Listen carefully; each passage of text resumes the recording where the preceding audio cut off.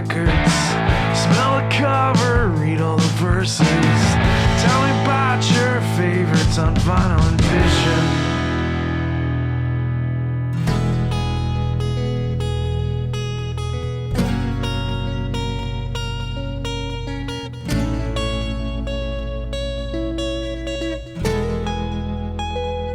It's a beautiful day. Hey folks, thanks for tuning in to the latest episode of Vinyl and Vision. Here we are with episode 66, and today's very special guest is Ben Vaughn. Ben Vaughn's new record, The World of Ben Vaughn, available exclusively for Record Store Day on April 23rd, 2022. What you are listening to is the lead track off of that record, In My Own Reality. And at the end of the episode, I will feature a small clip of another song off of that record called Asking for a Friend.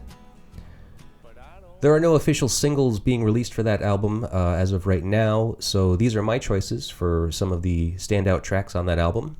Limited to 1,000 copies, and from what he tells me, it'll be on a very cool, splattered, multicolored vinyl. Exclusive to Record Store Day. It will only be available at stores that are participating in Record Store Day on April 23rd, which is coming up very quickly. So we encourage you, please, that if you are interested in purchasing that copy of that record, or a copy of that record, contact your local licensed Record Store Day retailers and ask if they will be carrying it. If they don't say that they will be carrying it, if they don't know if they'll be carrying it, by all means, suggest that they order a copy for you. I will do that myself.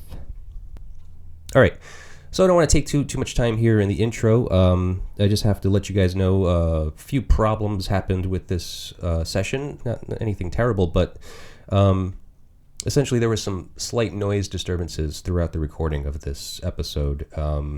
Something on Ben's end, there was some kind of scratching of a microphone or something like that, and then there was also noise disturbances on my end over here and in my house, because this was done during the day. So you might be able to hear some of that. I've done my best to kind of eliminate as much of that as I could, but it is what it is. That's what these podcasts are all about, huh? It was a great conversation with Ben. He's an extremely accomplished musician and composer and producer. Just so that you might, just to kind of give you a perspective of some of the work that Ben's done. I mean, he's been playing music in his own band, the Ben Vaughn Combo, since the 80s. He's an accomplished solo musician. Has been released a number of records as a solo artist, and he's an accomplished producer. He just to name a few names off the top of my head, I know that he's produced Ween, which was pretty interesting. The 12 Country Golden Greats, Los Straitjackets. There's some Nancy Sinatra, I believe. Charlie Feathers, and many more. There's too many for me to list. He's also an accomplished TV composer. He has composed music for Third Rock from the Sun, That 70s Show, and a few others, and a few other movies as well. So really great career. I mean, he's just a wonderful and knowledgeable person about the music industry in general, and obviously music history. He's a huge music fan. So it was a wonderful opportunity to get to speak with him. And I thank him very much for taking the time, and I thank you very much for taking the time to come and check out this show and listen to us. Ben's choice. So the Sir Douglas Band's Texas Tornado, led by the iconic Doug Sahm. And if you're not familiar with that record or anything else by Doug Sahm, kind of like myself, I encourage you to go check some of it out because it's interesting stuff. Stay tuned here, and obviously you'll hear selections from Texas Tornado, and our opinions and our analysis of some of those songs. Thank you again for tuning in. We ask that you please do all the things you do with the internet: like, share, subscribe, comment, rate, review, and all those types of great dandy things. It helps us out, and we appreciate it. If you care to support our show financially, you can visit our website, psychicstatic.net, and any purchase you make through that website helps us keep the show rolling along. And now, without further ado, here is the show.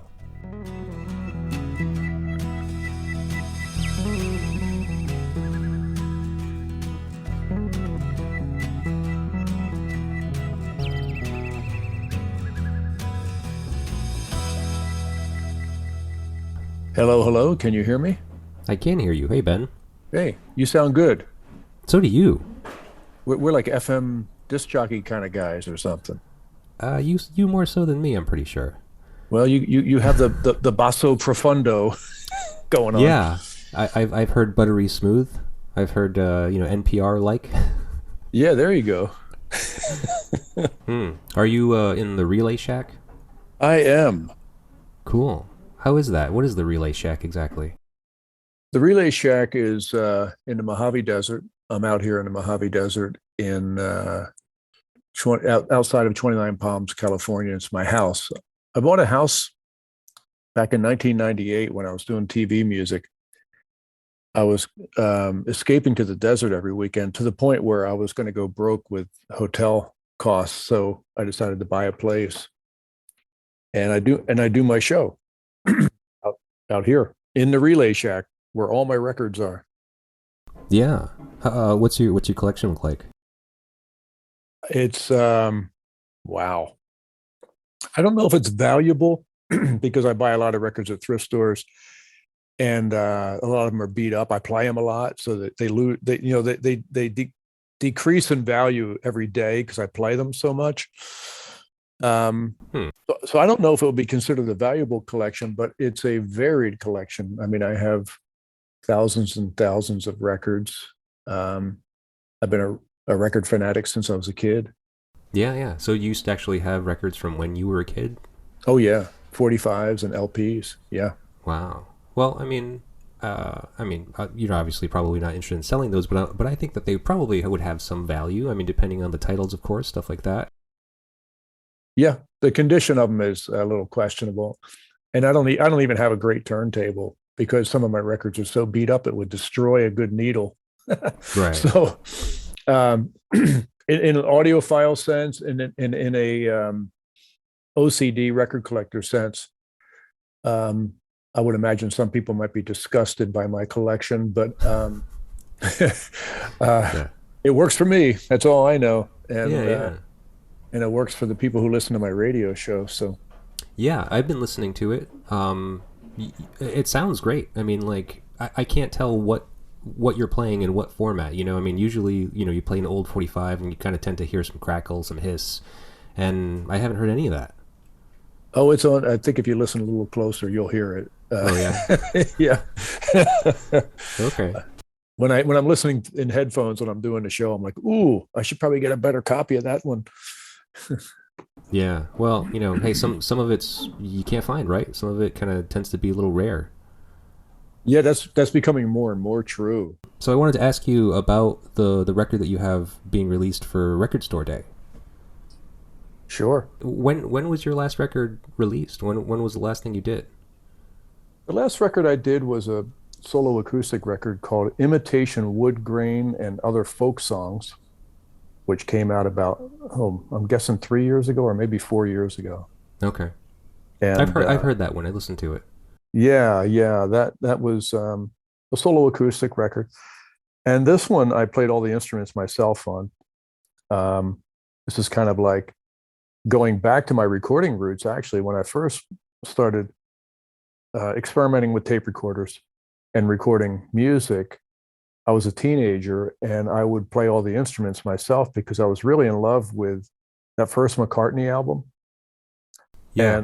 And Emmett Rhodes, that record really influenced me. And Dave Edmunds, like in 1970 or 71, I Hear You Knockin', that whole album that song is on, he plays all the instruments himself. So that was my first impulse. I started out as a drummer, so it was pretty easy for me to approach that and get good results because I could play drums. A lot of people have to learn how to play drums to make a one-man band record.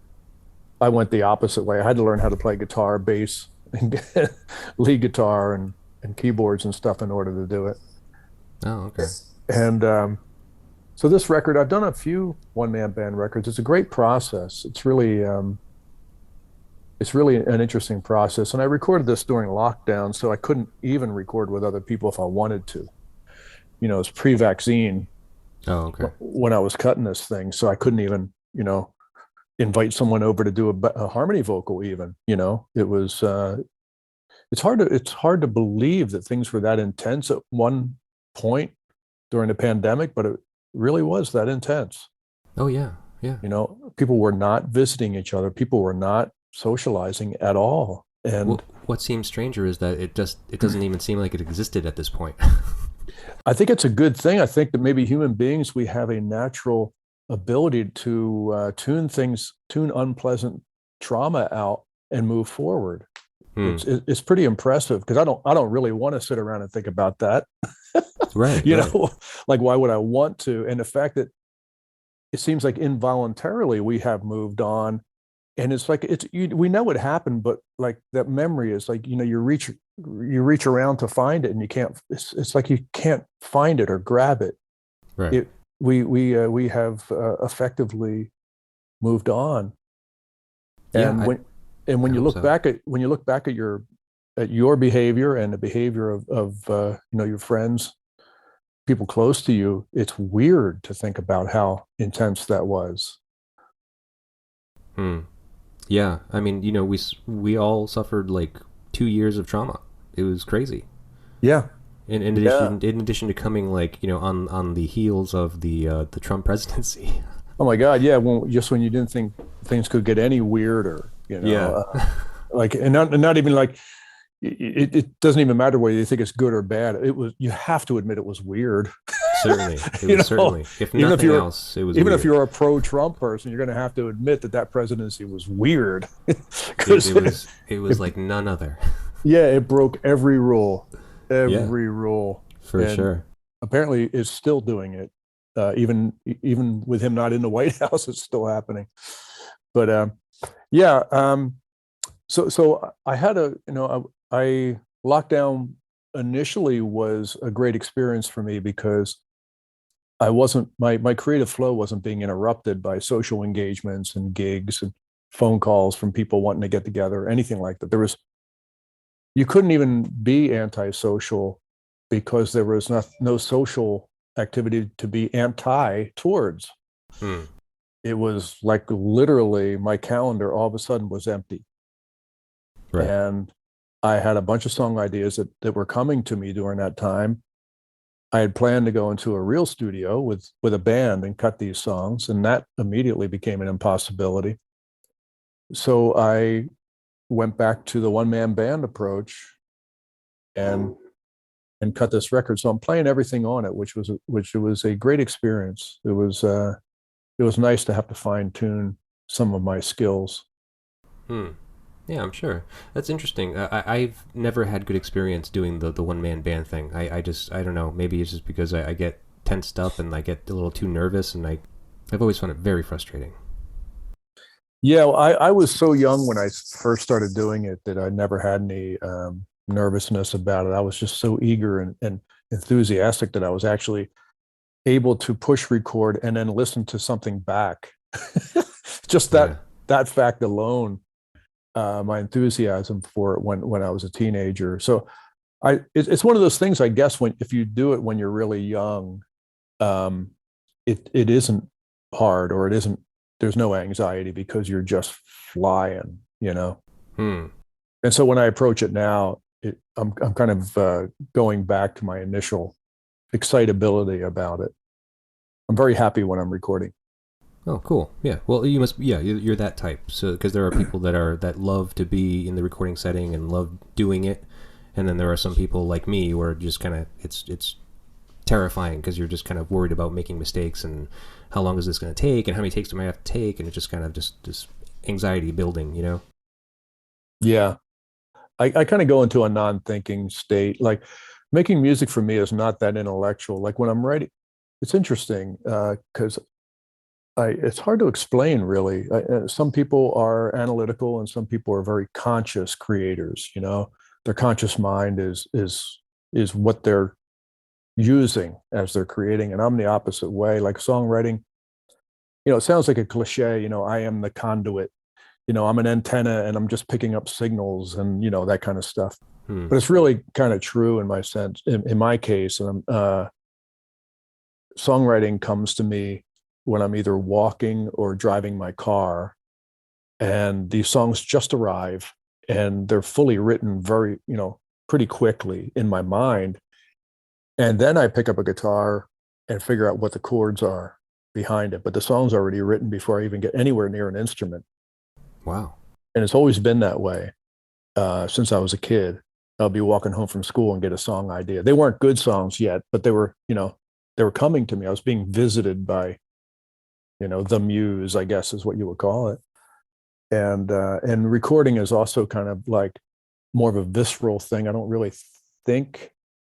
I just go with my instincts, and music is kind of flowing inside me, and I'm just trying to catch up with the ideas, trying to catch them and get them down on tape, or catch a song and get the lyrics written down before I forget them. Yeah. I guess that process has become a little easier for you now with technology being what it is. I mean, I imagine you have multiple little doodads to kind of quickly record things on the fly. I do. Well, what I used to do is pull over my car and then go to a payphone and call my machine at home and sing the song into the machine. So I've been using whatever technology has been there, like the state of the art at that time. Right. I would use to capture these ideas. So I've always been chasing ideas that come to me, and they come to me randomly. So now I told you that I haven't been able to hear this new record yet, but I have seen the one single. You have this one single out right now, "Dancing in My Mind." Yeah, that's not on the album. Actually, I didn't think it was. Okay. Yeah, that's a standalone single.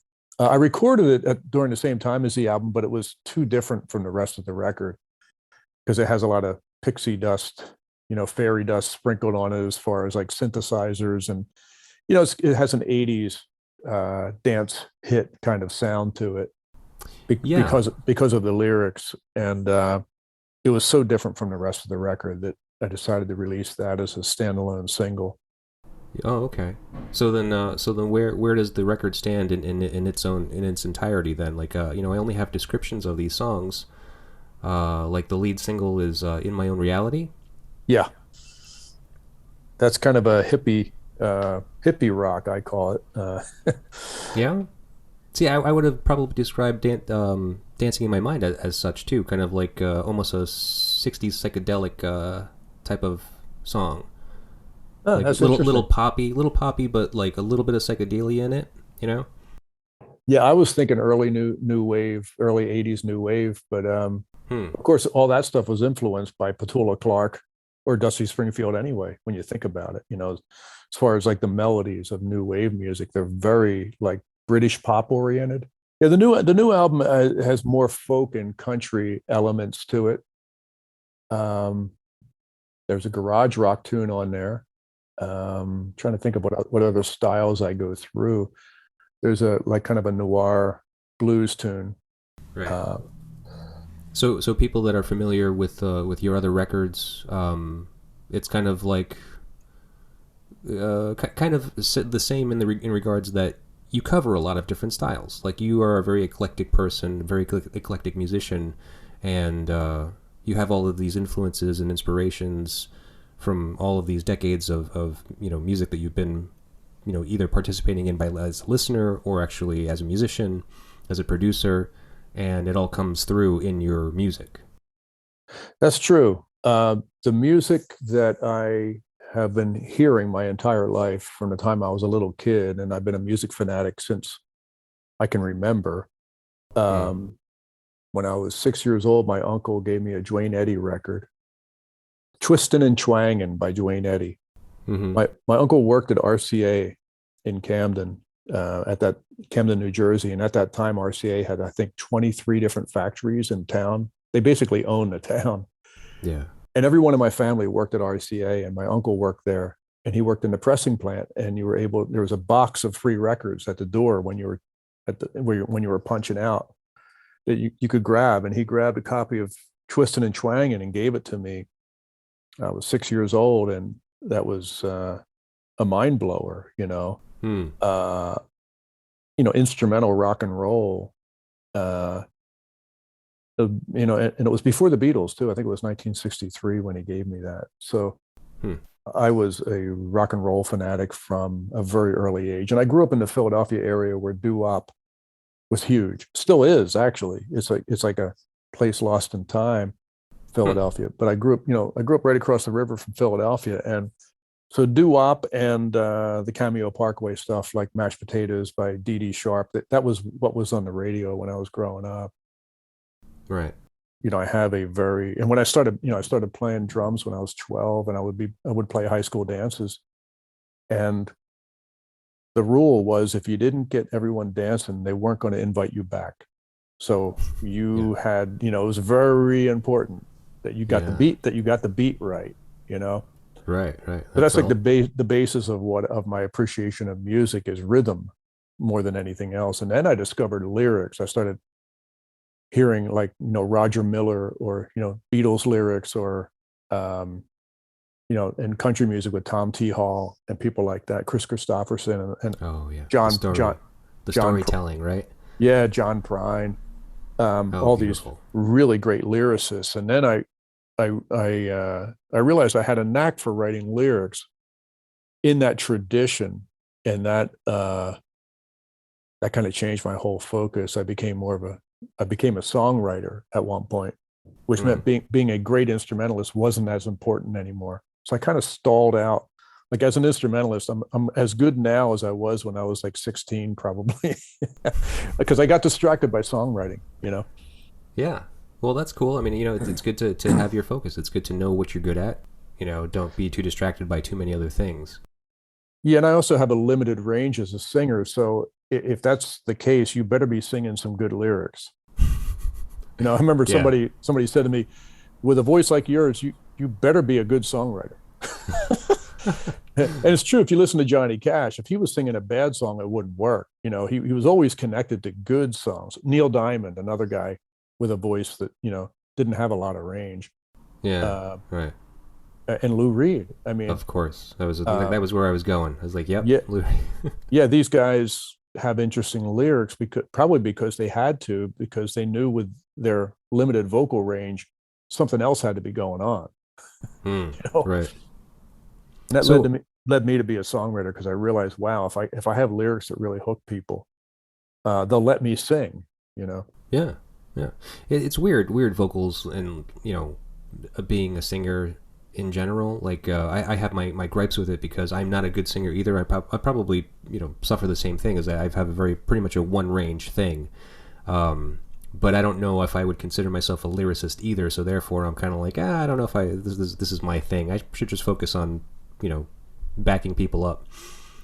Um, but going back to your record, I was curious. So it's coming out for Record Store Day. So there must be something special about it, package wise. Do you think? I mean, because that's the spectacle that is Record Store Day. Everyone's looking for the weird variants and kind of like strange colors and well, yeah, uh, it's a limited edition. yeah, Like when it sells out, it's gone. So there's 1,000 copies, and that's it. It'll never happen again. And yeah. it's on colored vinyl. And what was really cool about it is when Record Store Day, a friend of mine pitched me to Record Store Day, and they said you should see if Ben Vaughn has anything. And so they contacted me and they asked if I had anything, and I said, yeah, actually, I'm working on something right now. And they said, well, if you can get it manufactured in time, we'll go with it, this year. And I was like, wow, great, Record Store Day. So immediately I was like, you know what? I'm actually going to make an LP for the first time. The last time I made a record that only came out on LP was in 1986 when I made my first album. And Wow. the approach was side A, side B. I'm creating an album. Right. Um, and that went away when CDs came in. The whole side A, side B break left for a long time before Oh the yeah. revival of vinyl. So you're working on 12 songs as a collection. You just hope people hang in there for all 12. And that was, a learning curve for me because when I buy an LP, sometimes I'll listen to side one 5 times in a row before I even turn it over. Hmm. And I've always been that way. Um, and with CDs, there was no side A, side B break. So Right. when this opportunity came up, I realized, wow, I'm going to make an LP.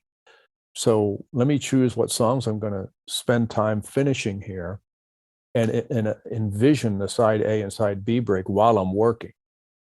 So I kind of had the sequence in mind. It was a great experience for me because it went back to a talent that I had, 35 years ago. It was great.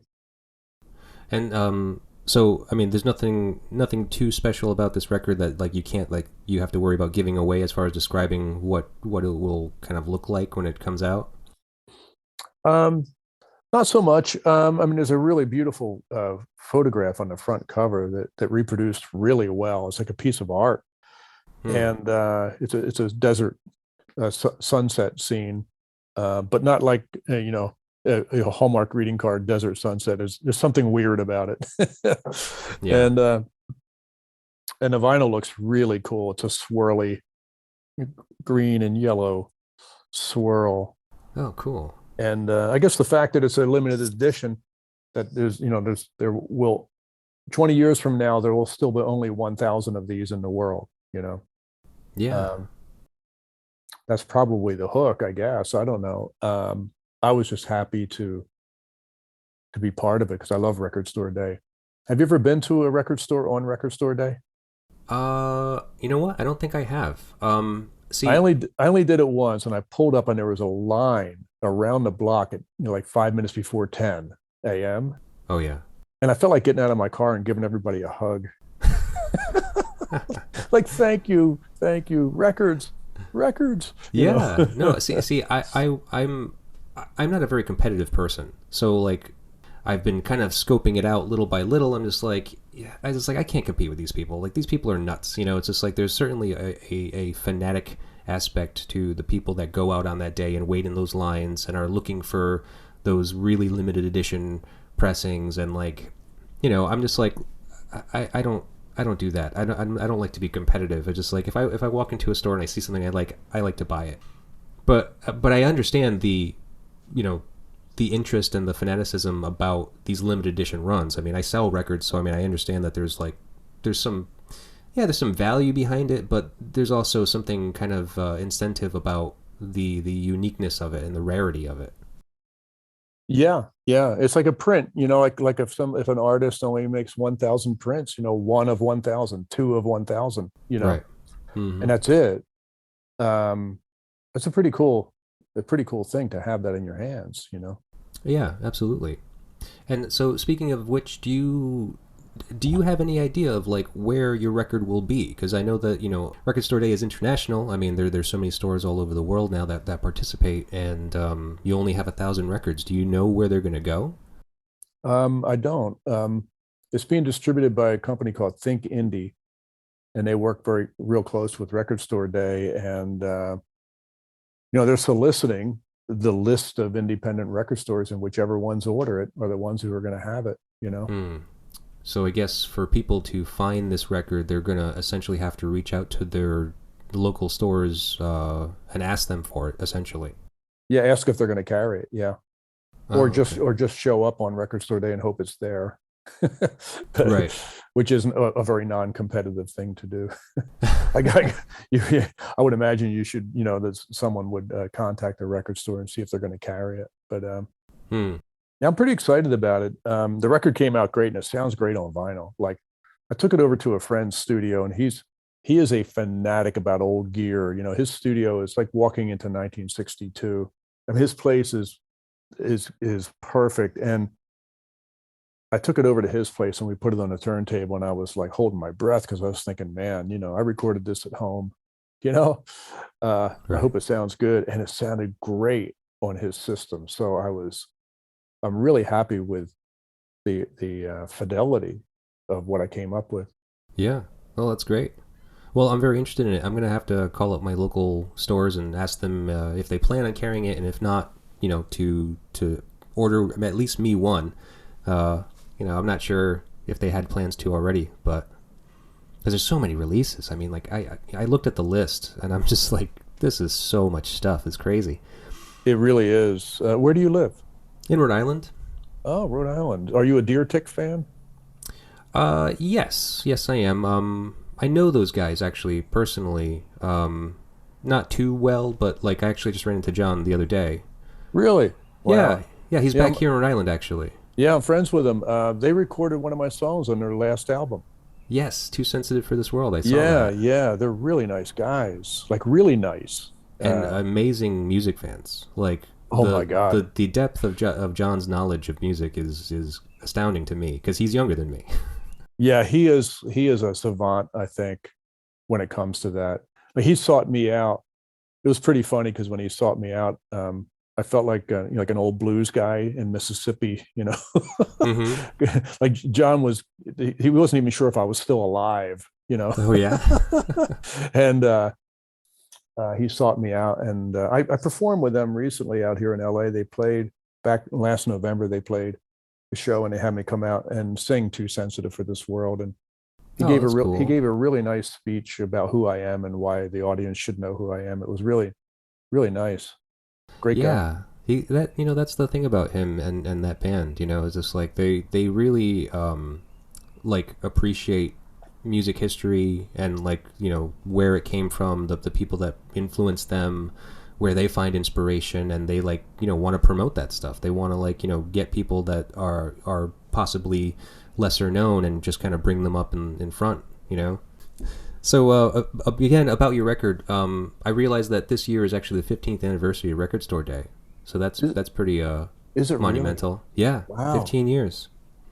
So that's pretty Wow. special that you have this record coming out for this anniversary date. Yeah. Thanks for telling me that. I didn't know that. Not a problem. So the one thing I was thinking about was that I was looking over all the titles. I was like considering what a career you've had and some of the names that you've worked with over these years. Are there any releases that you know of this year that are connected to you some way? Hmm. I don't think so. Um, I don't know if there are any reissues of anything I've produced in the past, Yeah. um, or not. Like I don't have the list in front of me. I guess I could probably find Yeah, I it. don't think so. I haven't seen the list, so I don't know. But I would imagine someone would have let me know by now. Yeah, I would have imagined as well, but I think Alan Vega actually has something coming up in this year.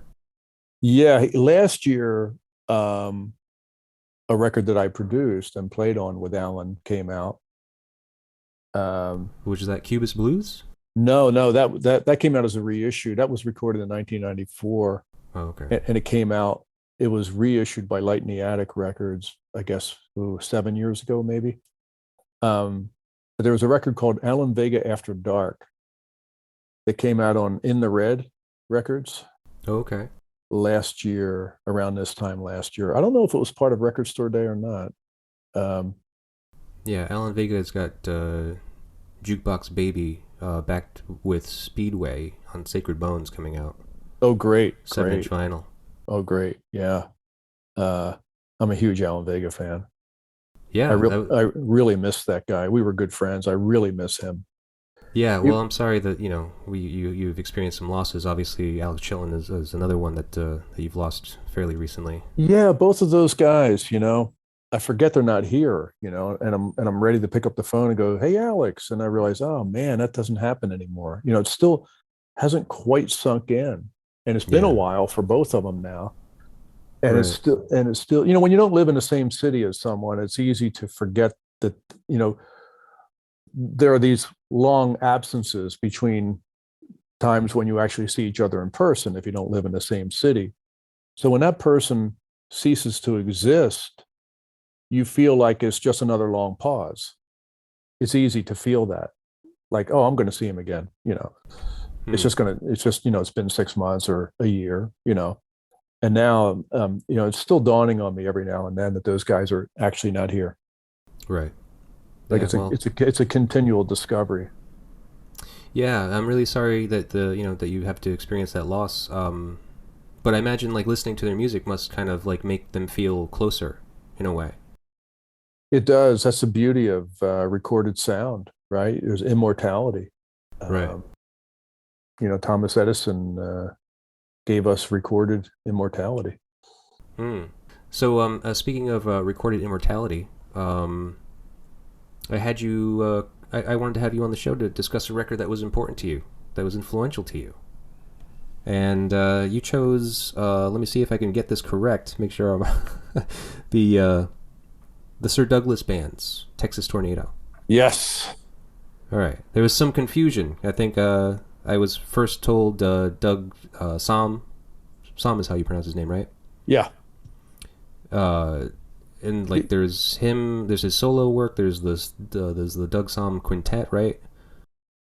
Yeah, I wasn't even. I'm looking at the album cover now. I pulled it out. I actually listened to the record again this morning, and was what would the word be? I verified my choice in a really great way. Yeah, yeah. I listened to it. Yeah, this is my favorite album, I think. Yes, he went by Sir Doug, and he went by Sir Douglas Quintet, and he went by Doug Som. And it's funny, when I looked at the album this morning, I didn't realize this was a Sir Douglas Band album. I thought it was just a Doug Som album all these years, and I've owned it since it came out. That's kind of funny. I never read it. I never read it carefully because I went right into listening to it, I guess, Right. Well, have you been a big fan of his for a long time? And like, were you a fan of like some of the earlier work, or how did you get introduced to this record? Well, this record came into my life. I was a fan when She's About a Mover was a hit in 1965, right in the middle of the British invasion. And it was my favorite British invasion record, but then I found out that he was actually from Texas, and the Sir Douglas was just kind of a joke. The Sir Douglas Quintet, they sounded British and they looked British, but I found out later they were from Texas, of all places, which is still another country. So, it wasn't it wasn't that different. But I was a fan of the records I had a chance to hear. Mendocino was another hit they had a few years later. But in 1973, I saw Doug Som live 3 times in 1 year. Wow. And he became my favorite thing, because during a Doug Som set, he would be on stage with a horn section, a pedal steel player, an accordion player, and bass drums, pedal steel guitar. And he would play everything from country music to, Chicano rock and roll, and conjunto, and Texas blues with the horn section, country music with he pull out a fiddle and play fiddle, and it was like my record collection came to life. Like, he's playing every style of music before his set is over. And he was such a generous performer, really gave 100%. And this record came out in 1973, I believe. Yes. When I had the opportunity to see him 3 times in that year, and he was performing this album at that time. So I have a real connection to it. Like, I would see him live, and then I would put the record on, and it was, he's my guy. He's my number one guy. Yeah, cool. Well, so 73, you're seeing him 3 times that year. So was that the first time? Was that like basically your introduction to him, like around that time frame? My introduction to the new. Was the quintet, right?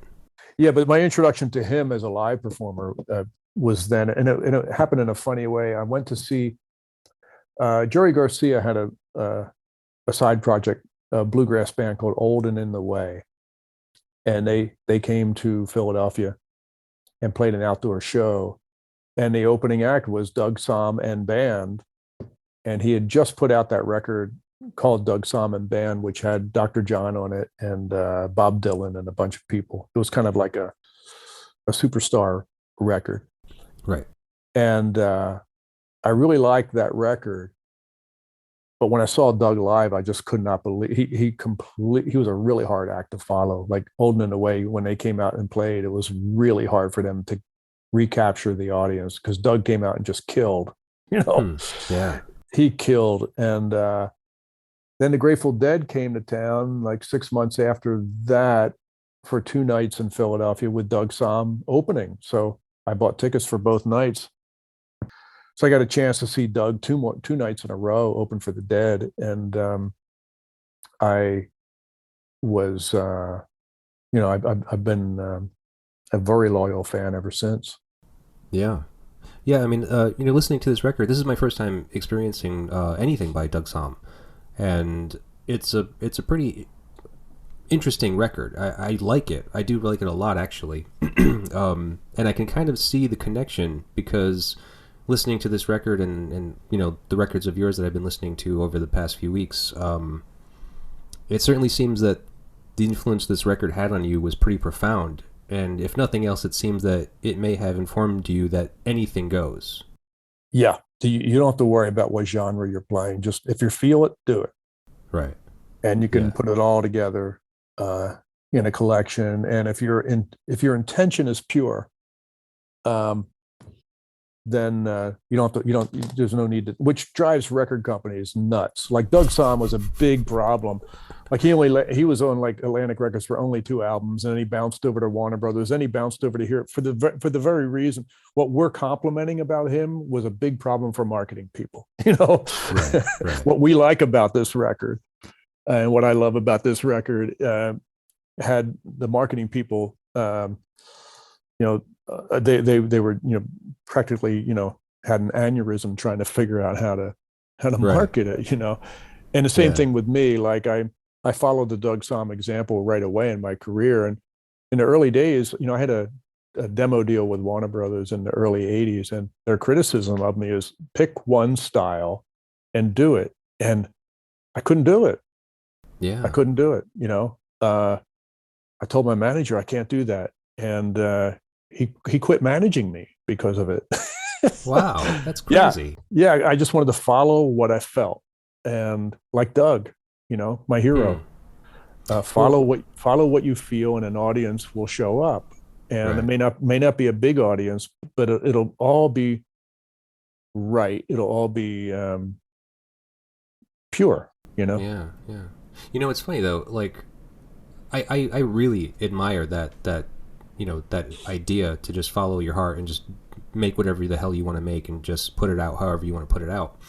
But as far as that example is concerned, the label stepping in and marketing people not knowing what to do with you necessarily, it makes me think about some artists like Beck and like Ween, because though they span genres of stuff that they'll do, it seems for the most part they'll stay down that one lane per record. Yeah. So I mean, I'm not criticizing your career. I think that I think your career is wonderful, and obviously it worked well for you. But as far as what those marketing people would be suggesting, I would say well, maybe if you just kind of compiled all your music to fit all the genre, all of the one folk genre, put that on one record, and then all of the kind of more rock and roll, garage rock fit on another record, and so forth. Yeah, I'm the wrong guy for that. It does. You're right. It makes sense, but it's too late. Right. No, of course. I mean, it is what it is. But I just think that because I didn't think about the marketing aspect behind it, and how I didn't realize that they actually your management even dropped you because of that. Yeah. Well, we parted ways. It was we both agreed we shouldn't work together anymore. Right. Basically, he said, "I don't know how to commission you." Yeah. I don't know what I'm going to be able to commission if this is the way you're going to do things. And it worked out great for me. I mean, I'm a very happy guy. I have no regrets about the size of my success and the size of my audience, and everything worked out great. I've been able to make music exactly the way I want to, for almost 40 years now. So, well, that's nothing to sneeze at. It worked out for me. And, and I lived a long time before I was in the record business. I didn't get a record deal until I was in my 30s. I was older than everyone else. And when I got out of high school, I didn't go to college. So I worked manual labor jobs. I worked in a knitting mill for about 2 years. As a matter of fact, when I listened to Texas Tornado this morning, I was reminded of myself in the knitting mill during the day with these songs stuck in my head. Oh, You yeah. know, and I was a landscaper for about 5 years, and I went to night school for offset printing, and I worked as an offset printer, and I drove a delivery truck in Philadelphia. Hmm. So by the time I had a chance to make records, I really knew who I was, Right. and I also had a lot of experience being obscure, you know, a non-star, you know. I had it Yeah. down. I had that lifestyle down. You know, I was a very content guy, not Right. being. You know, I never wanted to be Elton John or anything. Um, I just wanted to make music, and what I really wanted to do was make a living as a Yes. musician. If I could monetize my passion, and you have to really, you have to have a realistic expectations about how much money you expect to make if you're going to monetize your passion. Yeah, which meant I was less easy to fall prey to what record companies tell me I needed to be or what I needed to change in order to be famous. Right. That was kind of an argument that hit a brick wall with me a lot of the time. Hmm. Yeah. Well, that's also another very admirable quality. I mean, working class background, obviously just, not afraid to do the work and be in there and, work at it all day type thing, not having to think about, the fame aspect behind it. Yeah, it's very cool, man. I really appreciate that. I really admire it. And the other thing too is, as a live performer, I was watching my approach work every night. We were a popular live act. The Ben Vaughn Combo was a very popular live act. We toured up and down the East Coast, and every time we were in front of audiences, I would switch styles through a set. I would play like 5 or 6 different styles of music before the set was over and get an encore. So Hmm. I had proof that it worked. And when a record company would tell me that doesn't work, I would say, well, I don't know. I'm experiencing the opposite of that every night on stage. So Right. um, I followed my impulses, and it seemed to click with audiences in a bar, you know. So Right. I was kind of done thinking about it from that point on, you know. Right, right. Yeah, you're seeing the first-hand kind of immediate response as opposed to like whatever, metrics that the record labels are trying to analyze. Yeah, yeah. I Yeah. was I was getting a good response with real people, you Right. know, not Yeah. A&R guys, but real people, you know, Yeah, people there you who go. after work they go home and they get a shower and they come out to the club and they buy a beer and they're there, you know. Right. Uh, and so I had a nightly focus group going on that was working for me, you know. Yeah, that's great. So what is gigging looking like for you now? Because now pandemic is for the most part settled, it seems, and Yeah, shows are happening without any hitches for the most part, it seems like. So, yeah. I have a gig tonight, actually. oh, cool. I'm playing at the local bar. There's a little dive in Culver City that I'm playing. Um, and I'm going to Spain for a fairly long tour. Um, it was postponed. I was right before lockdown. I was scheduled to go to Spain. I'm really lucky that when I started putting my records out, the problem that marketing people in America had with my music, they did not have in Europe. Um, they when my records came out in Spain and France and Italy, they immediately embraced what I do with no question. And I've been able to work over there since the '80s. Whenever I want, I can book a tour and go over and play to very loyal, enthusiastic audiences, and multi-generational too. Like young people over there Hmm. come out to see me play too. I'm very lucky. If you're going to be popular somewhere other than America, I would say the Romance language countries are the best ones to be popular in. Sure. Yeah, that sounds great. I mean, I've heard people. I know a lot of people that are in bands that do touring, and yeah, they always have great stories about the traveling in the UK, touring in the UK, or in the Europe in general. Yeah, And yeah, there's just a very different mindset of music consumption over there. People just seem more ravenous for live music, and especially uh, American artists. oh, and they show their appreciation like unabashedly, you know. Right. Uh, Yeah. like people cry When they meet you, they cry. I cannot believe I am the luckiest person in the world to meet you. Yeah. I remember one time I was in France and this guy comes up to me after the show and he goes, "You are the perfect marriage." And I'm like, "What?" He goes, "You are the perfect marriage." And I go, "Marriage of what?" And he looked at me like I was stupid for not knowing this. But he said, "The perfect marriage between Lou Reed and J.J. Cale." Oh, yeah. Well, there you go. That's more specific when you say that. Yeah. But I had to draw it out of him. He assumed I knew. You were the perfect marriage. Yeah.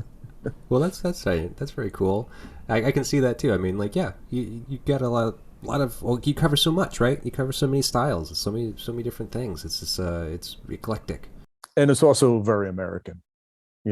What I do is very American, and that's what they love about it, is that I'm like, the history of American music basically is being covered in my music. Yeah. So right. Actually, I represent the American, catalog to them. Yeah, yeah. And I think that some of this record has something to do with that, actually, and we're going to get into that. Speaking of meeting people, as far as the influences and stuff like that are concerned, did you ever get to meet Doug Somm? Oh yes. Oh yeah. He never remembered who I've hung out with him probably 6 times, and he never remembered me. He had ADD big time, and he smoked pot all day long. But he had a lot of energy. Everybody thought he was a speed freak or he was on coke, but he wasn't. He smoked pot to calm down, and he was still restless and hyperactive, and he's like a dragonfly, the way he would move, like bing boom bing boom, and like his personality, really, when you think about it, was similar to his darting around between styles. Country music, jazz, blues, Mexican music. He was a really great guy, and I was never angry that he didn't remember me, because I don't think he remembered anyone. Right. But he was a hippie, like the way he talks, like, hey man, dynamite, yeah, far out, man. And like he was describing a record to me once. He goes, man, it's a real soul killer. And he just had, always saying groovy, and he called me a beautiful man. You're a beautiful cat, man. I really dig talking to you, man. You're a beautiful cat. Wow. He had this. He was a Texan, but he was also like a San Francisco hippie. He had like this combination. He was one of a kind. Yeah. And if you ever get a chance to see a movie called Cisco Pike with Chris Christopherson and Harry Dean Stanton, there's a scene where they go to a Doug Somm recording session. Whoa. To sell dope to him. And you'll see Doug Somm, you'll see the energy. It's an amazing scene. He's really like, he's talking a mile a minute, and he's full of nervous tics, and he's always moving. That was Doug. But I saw him perform, I would say, probably close to 50 times. Wow. That's how much of a fanatic I was. I would travel to go. Like, if he ever played in New York, I was living in South Jersey, up until 1995. And New York was a 2-hour drive. And if I looked in the Village Voice and saw that he was playing, I would get in the car and go, Yeah. And you never got to work with him? Never been shared a bill or anything like that? I worked with Augie Myers, his organ player. We did a record together called Texas Road Trip. So I'm friends with Augie. And Augie is on every Doug Somm record. I'm sure he's on this one. I'll have to look at it, but I'm sure he's on it. He is the kind of Tex-Mex organ sound that usually goes with Doug. That's Augie Myers. So I've worked with him, and I've worked with some of his other band members, but never got a chance to work with Doug. I really wanted to, as a record producer, I was producing records, like in the early 90s, Elektra Records hired me to produce 3 albums for a series they were doing called the American Explorer series. And the idea behind the series was to find older talent deserving wider recognition, people that had been around for a while, and make kind of a legacy album. And I did the Arthur Alexander record and a Charlie Feathers record. during that time, and I was really pitching for a Doug Somm record, and they were saying he's not old enough. He's not old enough. Wait 10 years. I'm like, okay, and then he died. So it never happened. But I really wanted to produce Doug. If you can even produce Doug, I mean, I don't even know what that means, but it would be a great experience to try, you know? Yeah, right. Yeah, of course. That's amazing. Well, I'm sorry you didn't get the opportunity, but we can at least talk about it now. Yeah, exactly. All right. So this record, my first experience with it, I like it. I really like it a lot. I thank you for turning me on to this because it's been pretty fun. The first song on the record is San Francisco FM Blues.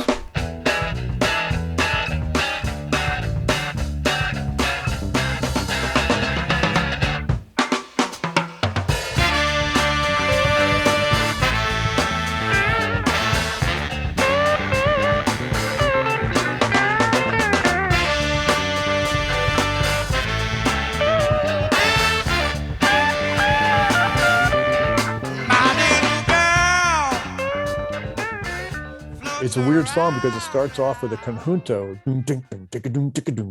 like it's going to be a Mexican song, and all of a sudden it switches tempo and goes into a horn blues song with a funky beat. It's typical Doug. Even in the middle of one song, he couldn't stay in one style. Yeah, it's wild. It's all over the place a little bit, you know, and it's very loose. Like I think my interpretation of this record was that overall it's nasty. It's just like covered in funk, you know? Yeah, it's and you can tell it's all live in the studio. They're not doing any fancy overdubs or production. It's not even really, doesn't even sound produced. Yeah.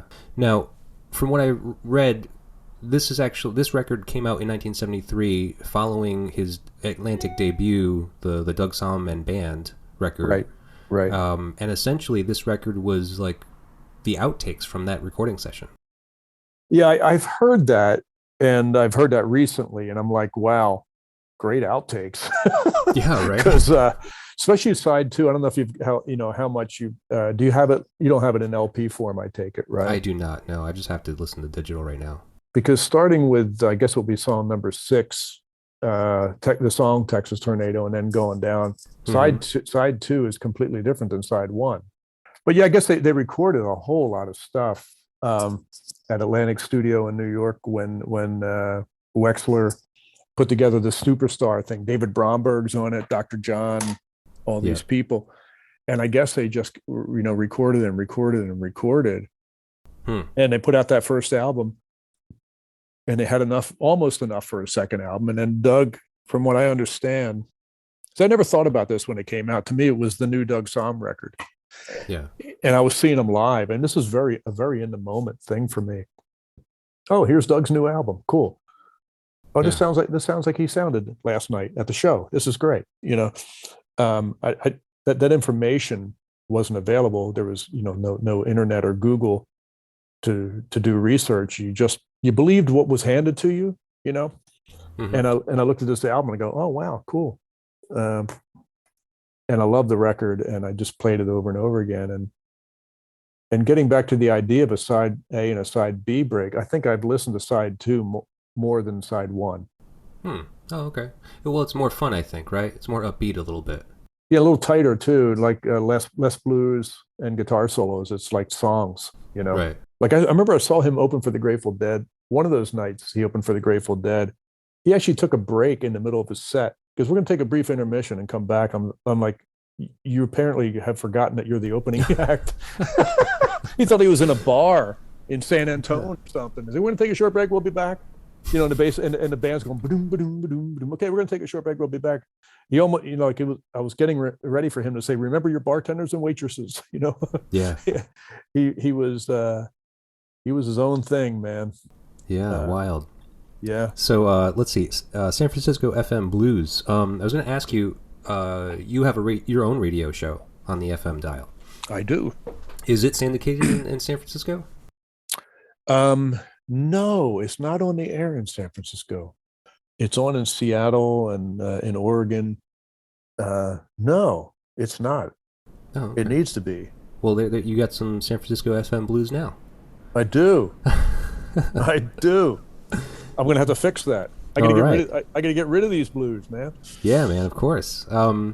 So I've been listening to the show. I've been listening to a number of your radio programs, and I love your programming because it's much like your musical style. You know, it's a little bit of everything. It's the many moods of Ben Vaughn, and it's called that for a reason. But so it seems that you don't play anything newer than the '80s. Why is that? That's right. I stall out right around 1979. I think that the newest thing I play is the Gun Club from 1980, or Yeah. I might play something by the Cramps maybe from 81, Well, maybe. and you've had a couple of episodes, kind of, or at least one that was dedicated to the '80s. Yeah, yeah.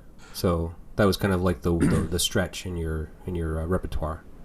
Well, I guess my record collection and my fanaticism about buying records,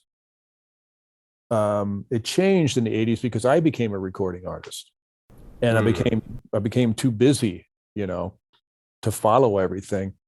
But also I think that as far as the unheard music, which is, you know, what my show is dedicated to, is turning people on to records they didn't know existed. I mean, that's the ultimate thing you can do, is introduce a piece of music to someone and they go, wow, I can't believe I never heard this before. This might be my favorite record ever. Right. You know, those discoveries are always right around the corner. You know, there's always a piece of music you haven't heard yet that might actually be something you relate to more than anything you've ever heard previous. And I love that. That's one of the reasons to stay alive, because you never know. Right. Well, there also could be some artists that you've never heard of still, and someone else could turn you on to that's more of a modern artist. Someone from the '90s or 2000s. That's true. That's So true. But my area of expertise is really like the 50s, 60s, and 70s. okay. Because I was an observer during those years. I was not a participant, you know, in the record business, getting a record deal and going through the whole thing. So I had more time to be rooting around and looking for records, and I'm also really curious about artists who didn't sell a whole lot, because the Hmm. record industry would like you to believe it's because they weren't good, you know, or the Yeah. quality wasn't that great. And you find these records by people you've never heard of before that are astounding and really high quality. And so I don't really, you know, I never really thought about it, like why my playlist stalls out right around 1979. But I guess it's all pre CD would be one way of looking at it. Oh, okay. Huh. Interesting. All right. Yeah. Well, I was just curious why that was. I mean, and so that makes perfect sense. So let's move on to the next song, "Someday." You want me like I want you, but I'll be gone with somebody new. That's a really great song. And it sounds like it's a cover. I can't believe Doug wrote it, because it really does sound like a classic. Yeah, I was confused by that because I think there are some songs on this record that he did not write. Only a few. Yeah, he didn't write Tennessee Blues. That's Bobby Charles. Bobby Charles, very interesting guy. He wrote "See You Later, Alligator" when he was a teenager. He was a Louisiana guy, and then he moved up to Woodstock, New York, and recorded with the guys from the band and everything. And he put out his own version of Tennessee Blues, which is really good. But Doug is such a great singer that he really takes that to a whole nother level. Okay. Yeah. So someday, I know in the song Doug sings, "I know someday you'll be sorry." So it's kind of more of like a, I don't know, like a kind of a unrequited love song, I guess, kind of, right? Yeah, yeah. But I'd like to focus more on someday as what you'd like to do someday. Is there anything that you've had on your bucket list that you haven't had the opportunity for yet? Hmm. Let me think about that. Um, I would like to be hired to produce Van Morrison and then get fired by him. Well, why would you want to be fired by him? Because I really don't want to work with him, but I would like to at least have the experience of being hired and fired by him. I don't know. It's kind of a joke. He's impossible to work with. Yeah. But I'm a huge fan, and I really wish he hadn't like gone off the deep end mentally during COVID. That was really disappointing. But Oh, it yeah. doesn't make me dislike his music. I Hmm. mean, Van Morrison, that's another guy. I've seen him perform probably 30 times. Um, Interesting. but yeah, I can't think of what else I would. Yeah, I can't think of like a no bucket You done list. it all already? Yeah, I think so. Well, good. That's great. I think I have. Not bad, man. Okay. Well, let's move on to the next one. Blue Horizon. Blue horizon, looking back at me. I see funny visions of old fallout memories. Plastic people. Blue Horizon. That's a Latin number. Again, written by Doug, which is like sophisticated writing, and it has some percussion on it, and I think there's a flute solo in that song, maybe. I think you're right. Yeah. I don't remember him Yeah. too well. Oh, it says here it was scored by Willie Bridges, so somebody came in and wrote that arrangement. Oh, weird. Yeah. That makes sense. Well, so Doug Somm was a quite literally a virtuoso, right?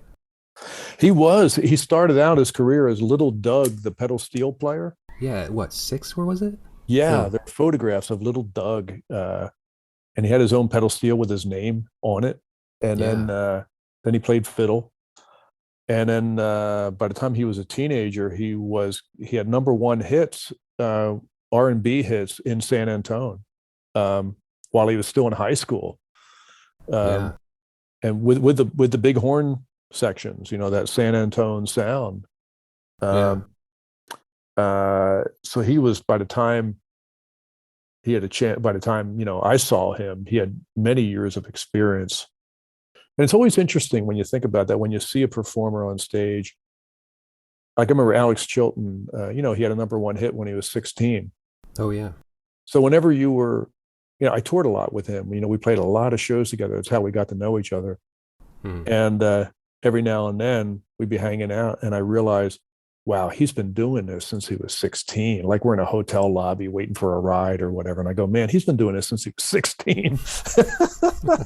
Oh, that's right. And you were the late bloomer. You didn't start till your 30s. Yeah, yeah. It was my Oh, first wow. time out there.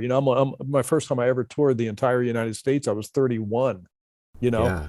and I'm hanging out with Alex, who was only 5 years older than me. And he's like the grizzled veteran of the whole thing. He was just, like you couldn't surprise him, Right. with anything, because he was like a child actor almost. Yeah. Uh, and the same thing with Doug. Doug never had another job, Right. ever. Music was what he was doing since he was 5. You're the breadwinner and you're like 16. That's a little weird. Hmm. Yeah, I can imagine it would be. Yeah, you have Um, you have a bunch of middle-aged like agents and managers, you know, pushing you to get on stage and do this because they have a commission, and you're just a kid. right. Like What does like the you money even matter to you as a kid, Yeah, and you're more worried about whether your acne is going to go away, or whether you're ever going to get a girlfriend or whatever. Yeah, right. Huh. So let's see. So Blue Horizon, though, I'm not sure what this song is getting at, really. No, for some reason, their lyrics for most of the songs on this record are nowhere to be found. I believe that. There's no record. There's no lyrics in the record. No, no. And Blue Horizon, I wouldn't expect there to be a through line on that because Doug smoked a lot of pot. Sure. Um, Sure. I think that was written as a mood. I think it's more of a mood Yeah. than, Yeah. than an actual song. Yeah. Uh, I made out some of the lyrics because I was listening kind of really hard, just trying to figure it out, just trying to hear what he's saying, to see if there's something there, and not really. I mean, it seems slightly dystopian.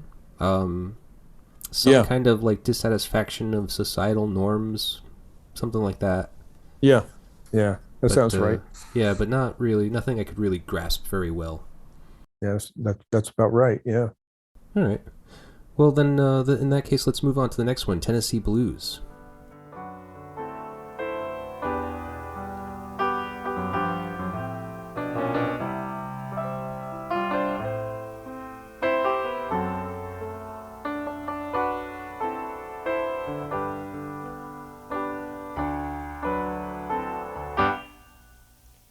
If I had my way, I'd leave here today and move in a Tennessee Blues is a beautiful song written by Bobby Charles. Mother Earth did it with Tracy Nelson. They had a version of it. Bobby Charles recorded his own version of it on his, I think he only had one album on Bearsville that had everybody on, everybody from the band and, you know, the whole Woodstock thing. I don't know where Doug would have heard that song, but boy, I'm looking at the credits here. Charlie Owens on pedal steel. He was Jerry Lee Lewis's pedal steel player. Dr. John, we all know. Augie Meyer on organ. Flaco Jimenez on accordion. And Flaco Jimenez would not have a career. We would not know of him as the amazing accordion player if it wasn't for Doug. Doug brought him to New York for those sessions and blew everybody away. He was a local San Antonio guy. And Jack Barber and George Raines, that's the San Antonio rhythm section. And then David Fathead Newman and Wayne Jackson. I mean, these are like heavy duty horn players. And that version is so beautiful. And it's such a great song about being homesick. You know, find me a spot on some mountaintop with lakes all around me. Right. A place I can lose, these Tennessee Blues. Oh man, great song. Yeah. Yeah, the song is certainly blue. Yeah. And his vocal on it is just so good. Yeah. So here Doug's asking to be put in a place where he can truly relax and kind of take it easy. Where would this be for you? The Mojave Desert, right where I am now, actually. Oh yeah. That's why I don't have a bucket list. Yeah, right. You're living the dream. Yeah, I found my place. Yeah, a long time ago I found it. Yeah. Yeah. Well, so what was it that drew you there? Well, I grew up in New Jersey. You know, I grew up in South Jersey in a very congested area. Everybody lived on top of each other. Right. The East Coast energy was very edgy, you know, and I always wanted to have less of that, not only in my life but inside myself. You know, I grew up as a kid. I grew up in a neighborhood where, you know, where fist fighting was a daily thing. Sometimes you did it because somebody made you mad, and sometimes you did it because you were bored. You know, it was just like kind of a stupid, you know, childhood thing, but it was just, you know, South Jersey, you know. Right. And I always felt I could handle it. You know, it was no big deal. I could handle myself in a rough manner, but I also had a sensitive side and a quiet side and a desire for quiet and solitude and a desire for slower activity, like the tempo of life being slower, and the volume, like the actual audio volume of life being quieter. I've always had that. And when we were on tour in the 80s, the first time we landed in the desert was, I believe it was in Albuquerque, New Mexico. I got out of the car and I was out of the van and I was like, this is it. The way the air felt, the way everything sounded, the way it looked, I knew that I had to live in a desert at some point. It just was an instant connection. Yeah. And it took me about 10 or 15 years, but I got here. Oh, cool. Yeah, that's great. I've only been out there like once, like as far as like Albuquerque, like that that area, like where was it? Like Phoenix, Arizona, something like that. Yeah, Phoenix is a lot further south, but yeah, I mean it's the Southwest, you know. Yeah. I'm outside of 29 Palms, and you can't see my nearest neighbor where I am, so you don't have to wear clothes. Nice. And just so you know, I am wearing clothes right now. I don't want to make you uncomfortable. That's why you didn't have the camera on. I get it. Well, cool. You know, just saying. If I could be, I would be too. There's some things you don't need to see in life. Sure. But Yeah, it really it spoke to me. And then, I was out here doing TV. I had a good run, successful run as a TV composer on sitcoms Right. for about 11 years. And when I retired from that, I bought the house when I was doing that, and I would come out on the weekends to decompress and then go back to that insane deadline schedule, Hmm. very intense, weekly episodic TV. You're on the air whether you're ready or not. Your music has to be done and handed in, and they marry it to picture, and it's on the air Tuesday night. Yeah. Wow. And you can't postpone deadlines when you're doing weekly TV. Right. You're on the schedule Tuesday night, 8:30, Third Rock from the Sun. You have to deliver, and that was really intense. I loved it. I loved the challenge. I really loved the challenge, and I liked the people I worked with. But it wasn't really my world. It was their world of television, and I was a musician helping them make the show better. Right. So Monday through Friday, I would be in the trenches, putting in like 14-hour days. And then Friday night, I would leave the studio lot and drive straight to the desert and Mm-hmm. get out to my house around 11 o'clock at night, wake up in the morning in the middle of nowhere, no entertainment industry concerns whatsoever. Right. And I would wake up in the morning and realize, oh, the quail have come back, you know. Hmm. Yeah, man. Sounds pretty cool. Yeah, and then when I retired, I realized I wanted more of more of just observing nature and listening to the wind and things. Hmm. Cool. Interesting. That sounds great. All right. Well, let's keep on moving. Sure. Ain't That Lovin' You is the next song. You pick my hopes so high, took me down so low.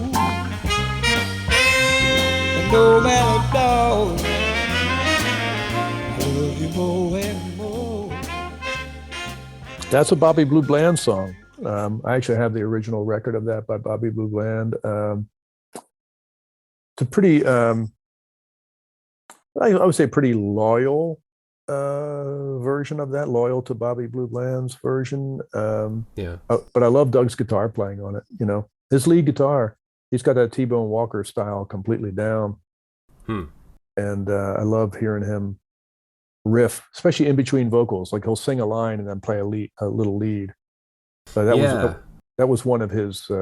That's a T-Bone Walker kind of thing, and Doug was really good at that. Yeah. So, I mean, me listening to this song, I just knew that this song was loose. Like, I was listening to it, I was just like, whoa, this band is just Cooking. Yeah, and it's just like they're just kind of really flying off the cuff. Like you can kind of hear a little flubs here and there, like the lyrics, like the way Doug sings, like he's slurring them every now and then or forgetting Yeah. the word. yeah, it's I'm sure what happened, and you can tell because the horn section is not together on this, but they're such good players, it's great. But every now and then sax will play an extra note after the horn line is done, and you realize, oh, they're doing this. They're eyeballing each other, right. and they're playing this horn arrangement on the fly while Doug is singing his heart out. A song he's probably performed a million times back when he was a teenager or something, so he doesn't quite remember all the lyrics properly. Mhm. But the feel of it, that's what's great about this record, is the musicianship on this record is phenomenal. Yeah. Because the word is, and I'm sure this is true, Doug would just call out these songs or come in and go, hey man, I wrote a song, and it goes like this, and the next thing you know, the record button is pushed and it's on Right. and it's on the album. And they're going. Yeah. Yeah. Wild. Well, so that led me to wonder, how crucial are you to the recorded performance of your own work? I can go either way. Live, I prefer to keep things very loose. I've done a lot of touring where I use local rhythm sections. Like I'll show up at the airport by myself with my Mhm. guitar, and there'll be an amplifier ready for me, and a bass player and drummer and maybe a keyboard player who I've never played with before, and we would rehearse once and then get on stage. And it sounds a lot like what we're just talking about. Yeah. Right. Like I'm calling out stuff or I'm giving cues, and they're either hitting it right away or there may be a few bars late. Yeah. And and I love it because it's like shifting sand, and you're alive when that's happening. Right. It can fall apart, and it can it's risky to do it that way, but I really love having that living, breathing feeling around me instead of something predictable. Sure, it's electric, right? Yeah, and you're kind of getting to know each other live on stage in front of an audience. That's pretty cool. Yeah. So what about the recording setting? Recording settings, I'm a little more, I'm arrangement oriented when it comes to records. I see records as being different than live performance. In Doug's case, I don't feel that way at all because he jumps off the record as a live performer, I think, because he sang really loud and he had a great power to his voice, Me being in the Lou Reed territory, or Johnny Cash territory, it's got to be about the songs and it's got to be about the arrangement. And now, when I worked with Alex Chilton and Alan Vega, we were very loose as far as how we worked. Nothing planned and nothing edited out. All that was recorded live on the fly. Oh wow! So I have experience doing it, but as a singer myself and singing songs that I've written, I'm very serious about wanting to serve the song properly. Yeah. So I usually, and I'm an arranger. People have hired me to do arranging. So my stuff is more arranged on record, less arranged on stage. Right. So like a flub here and there, you're not going to let that fly. No, because it might take away from the song. Right. And what about production? Like when producing another band? It depends on the artist. If it's an artist who is known for good improvisation, successful improvisation, I will encourage looseness. Like Charlie Feathers, when I recorded Charlie Feathers, I don't know if you're familiar with him, but he was a legendary rockabilly guy. Yeah. Well, listen to the record that you produced. Yeah. Okay. Yeah. There are a lot of mistakes on that record. Okay. And even the engineering on it, like Charlie was like, I want the drums right next to me. I'm like, well, we're supposed to separate the drums from your vocal mic because we're going to get a weird sound. He goes, I don't care. I want them next to me. I want to, I want to feel them. And so I set up, the drum kit next to him. We had J.M. Van Eaton, the legendary drummer for Jerry Lee Lewis, sitting there on a drum kit next to Charlie Feathers. And the engineer is going, man, this is like a nightmare for me as far as separation. I go, whatever. I said, if we put slapback echo on Charlie's voice, the drums are going to have slapback echo. And that's the way it goes because this is all about feel. Right. As a record producer, when I produce other people, the secret is to bring out the essence of that person's talent. And a lot of times you have to remind them of what that is because they forget over the years, or they want to hit record and they want to do something that is kind of goes against the best parts of their talent. And so I approach each record differently when I'm producing other people. Yeah, that makes sense. Okay, well let's move on to side 2, huh? Yes. Texas Tornado.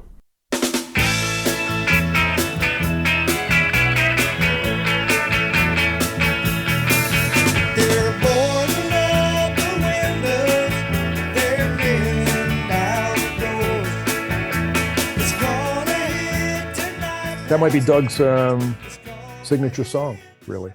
It is, right? Well, because then he went on to actually kind of name the band Texas Tornadoes, right? Yeah, and there's a biography of Doug out there, which I highly recommend, called Texas Tornado. Yeah, that song is perfect. It's really a perfect record. I don't know what else to say about it. It's just a perfect song, perfect vocal. The lyrics are great. The way the band plays on it is great. Yeah, well, what you were saying earlier about how like the whole B side is your favorite side, and like it definitely seems like there's a different vibe to it. I noticed it even though I wasn't listening to this on record. I kind of realized like when this song comes on, it's like this has got a different feel, like even sonically, like it sounds almost like it's got a different kind of production to it. Like just you can just hear the quality kind of shift a little bit. Yeah, it's tighter. Yeah, I guess so. I mean, and then with the style of the music being a little bit kind of more lively, I don't know, like all of it together, it was just a different vibe altogether, I thought. Yeah, yeah, I agree. It should have been the first song on side one. Uh, Well, if you just listen to side two first, there you go. That yeah. solves that problem.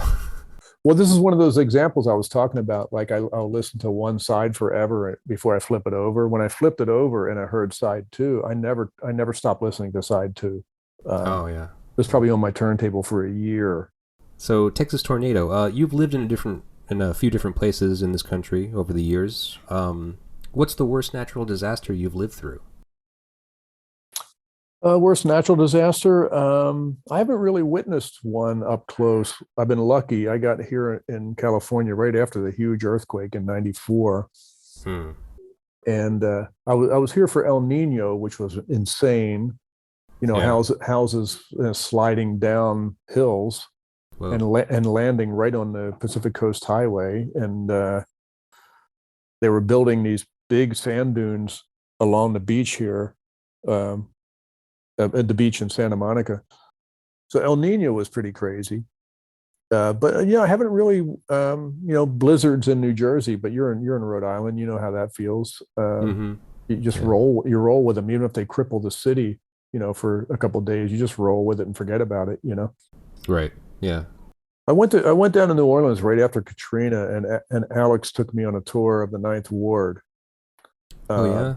like right after that happened, and it was wow. I mean, that was like it looked like it looked like the footage from Ukraine that we're seeing these days. Yeah. Of just the foundations of structures and everything else destroyed. Yeah. Yeah. I can That was, imagine. I mean, that I didn't get to see any of that up close either, but I was actually in New Orleans just before it happened, and like I was living there for like 9 months, and I literally left, and I think like what three, I think possibly 3 months later, Katrina hit. wow, wow. Yeah, so it just kind of literally dodged that bullet. It was a weird time. I didn't like New Orleans actually. New Orleans is, I think it's one of those places you have to be at the right place in your life when you land there for it to work for you. Yeah, I know a lot of people from New Orleans, and I've spent a lot of time there, and I've noticed that some people move there and it doesn't click, and then they'll come back 10 years later and it does click. So I think it depends on how restless you are or what kind of action you're looking for. It's a very slow place. yeah, Memphis is the same way. A friend of mine moved to Memphis. He's from New Jersey, and he's like, man, everything is so slow here. I go, yeah, hmm. you might want to adjust to that, because New Jersey is not exactly the healthiest, in accelerated energy, for that Yeah, to be your normal thing all the time. It might be good for you to, and he did adjust to it. Now he takes forever doing everything. Now he frustrates me because he really adapted much too successfully to the Memphis, the Memphis pace. yeah, yeah. That's wild. Well, maybe I'll have to try it again. I mean, I've definitely wanted to go back down and visit, but I certainly don't want to go and live there again. But yeah, go check out, hang out, because it's definitely fun. It's definitely a fun city. Yeah, I love it there. I don't know if I could live there, but I love it there. Yeah, yeah. We'll go back. We'll go back and try it out. All right. Well, next song, Juan Mendoza.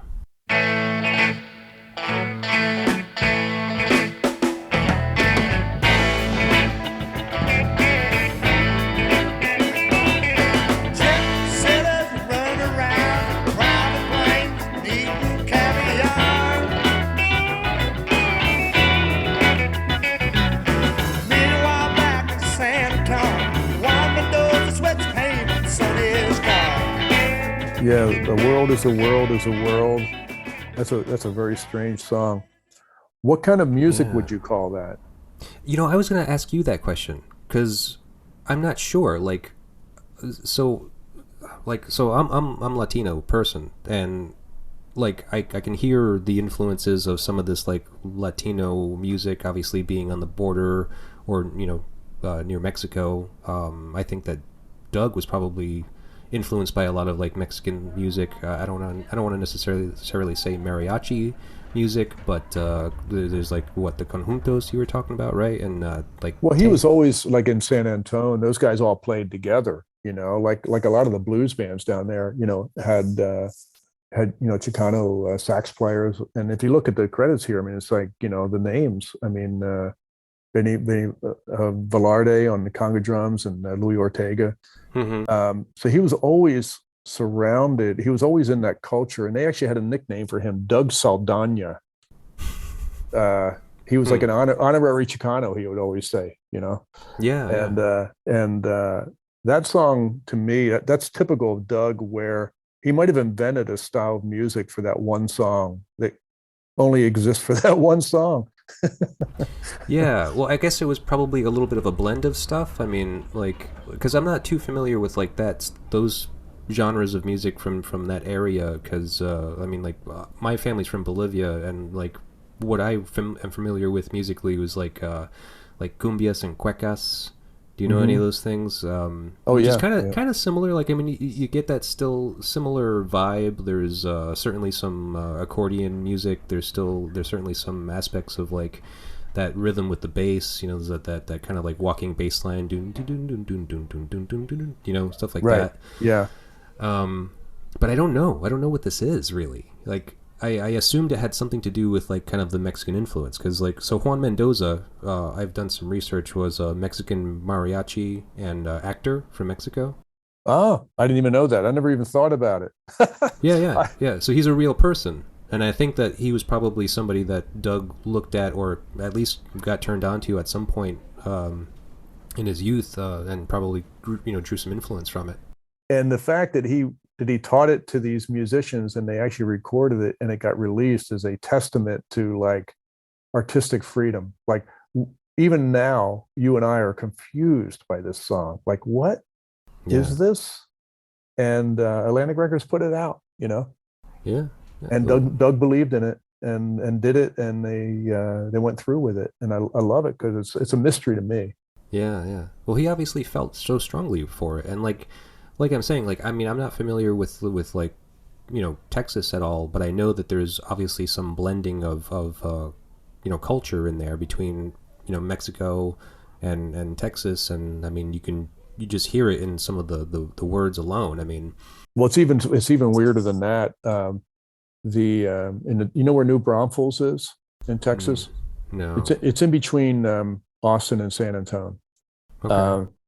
And it's it was a German speaking city. Well, not city, a town, Okay, a sure. German speaking town, German immigrants, and they taught the Mexicans the polka. That's where the accordion. That's where the right. accordion got handed over to Mexican musicians. And so when you hear the difference between, like a German polka, there is no difference between a German polka and a Mexican polka, except for the lyrics. It's all the same. Yeah. And also the waltz.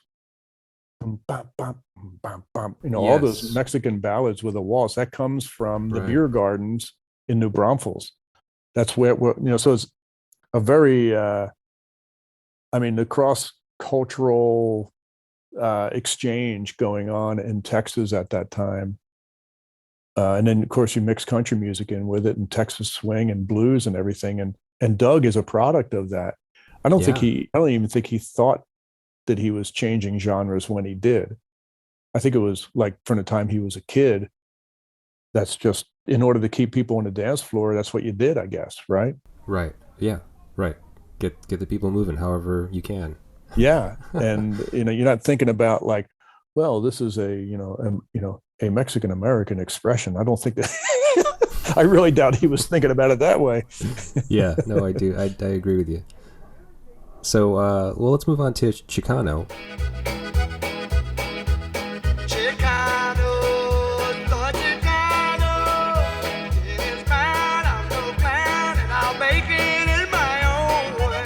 Kind of like a continuation of the Juan Mendoza trip. Like you were saying, this one seems like a very straightforward, like Mexican based, like polka, whatever you want to call it, like, because it's pretty straight. It's not like an interpretation, really. No, musically, it's right down the middle. It is conjunto, or norteño, whatever you want to call it.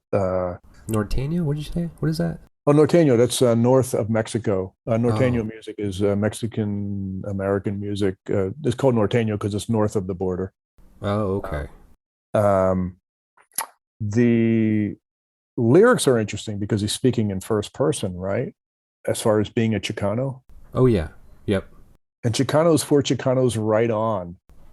I'm guessing that has something to do, with the Chicano rights movement, happening at that time, and the boycotts, of migrant workers and things going on. That Oh, was okay. a big thing in the early '70s with Cesar Chavez. Uh, Oh, so that might be what that is. Maybe it's a Chicano pride song, but written by like a white guy from Texas. I don't know. right, right, yeah. Well, see, so that's cool because like that, that's kind of what I was curious about because like I know that I saw somewhere in the reading that I had done that he was kind of like voted some honorary Chicano in 1971, and Yeah, I mean, like I think that race relations currently are a little obviously shaky, and I didn't know what his relationship was with that with those people or in this music that it originated from, but obviously he loved it. he loved it, and I believe he was commingling and playing this music from an early age because he also played bajo sexto, the mariachi instrument, which is sort of like a 12-string guitar, Hmm. um, like a bass 12-string guitar kind of thing. Um, so I think he's like one of those guys who was in the right place at the right time where the music showed up before anybody told him what it was called, you know? Like, oh, this is country. Oh, this is blues. Oh, this is whatever. I don't think, if considering that he was a pedal steel player at 5 playing in bars already, Yeah, you're not old enough to even you absorb more than you're absorbing stuff. more than you understand, or Yeah, yeah, yeah. or know what to call it, right? Right, right. Yeah, no, I think that he definitely absorbed this stuff, just kind of subconsciously. It's all around him growing up Mm-hmm. in Texas. I mean, and I think that being the virtuoso that he was, I mean, he just kind of picked it up, learned how to do it, knew it was fun, knew people responded to it, and started to work it in. Yeah. Crazy. All right. Well, we should keep on moving on. We got about 3 more songs. I'll be there. But that's another one where you can tell that he just called it out at the session Yeah. or started singing it and goes, "You guys know this song?" And they're like, "Yeah, sort of. Okay, here we go." Boom, because it's loose. You can hear like people are a little like scrambling around during it. So Yeah. it's sort of like a live on the bandstand kind of thing. Right. But Yeah. the fact that there's steel guitar, mandolin, and dobro on it, and accordion, and piano, no, and organ. Yeah, it was like there's a lot of people in the room during that song. Yeah. Yeah, there are. But as it is with a lot of this record, I mean, a lot of this record's got a lot of instrumentation, just crazy, big sound. Yeah, yeah. So I'll be there though. I didn't really have anything that I wanted to cover with this song. It's kind of like another love song. It seems like there's a lot of love songs on this record. Well, I mean, the history of music is probably more love songs than any other kind of songs. Sure, and I don't find anything wrong with them, but I don't like to ask Yeah. people about their love life or anything like that, so I tend to skip them. Ha! I've Well, learned learned not to go down that road. yeah. Well, it ends up being ultimately boring. You know, I feel. Yeah, it depends. It can be. It can also be a little like kind of what's the embarrassing. Yeah. Sometimes, I mean, like I- depending if you on what you want to divulge. if you're doing it right, yeah. If you're doing it right, you shouldn't have any worries. It should be very good. You have nothing but good things to say. But Exactly. that's not. I don't know. I can't speak for everybody. I don't like to get into it. That's good. So then the next song would be Hard Way.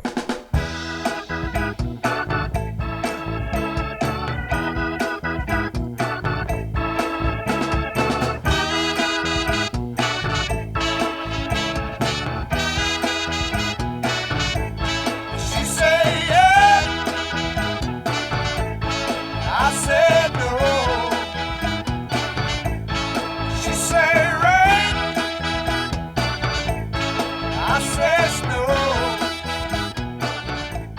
Yeah, what a hard way to go. That is like dun, dun, dun, dun, dun. Hmm.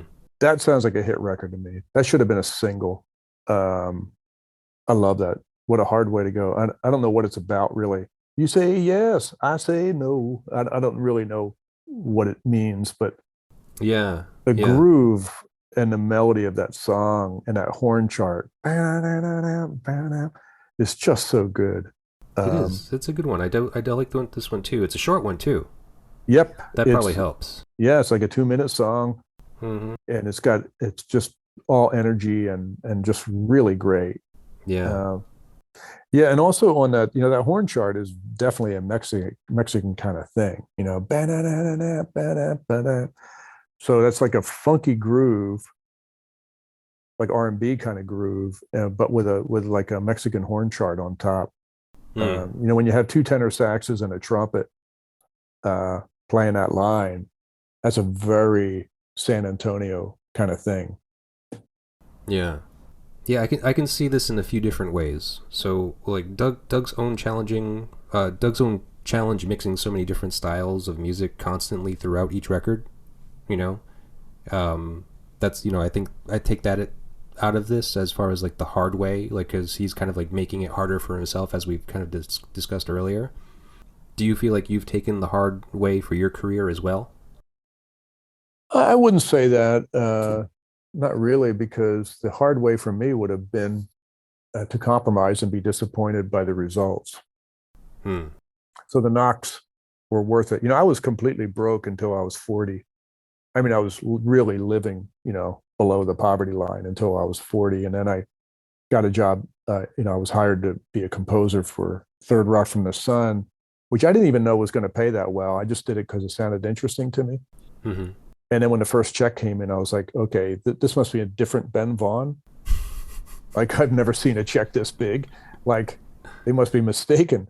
And they kept coming in, and I was like, oh my God, I'm actually making money, like real money. Yeah. But before that, I remember when I was a kid. Well, actually, when I was a teenager, my dad was not really.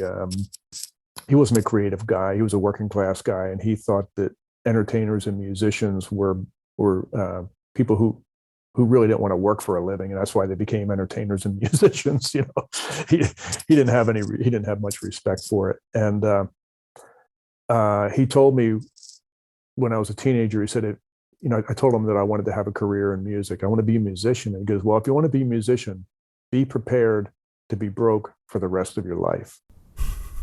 Yeah. And I took him literally. And so I started preparing. Yeah. And so you're 40 and broke, and you're like, yeah, well, this is what I asked for. Yeah, I'm making the music that I love. And this is the price you pay for that, apparently. And I'm okay with that. I get it, Right. And so I wouldn't call it hard. Hard would have been not doing it the way I did it, I think. Hmm. Yeah, go against your own intuition. Yeah. Okay, that's great. So the last song, Nitty Gritty.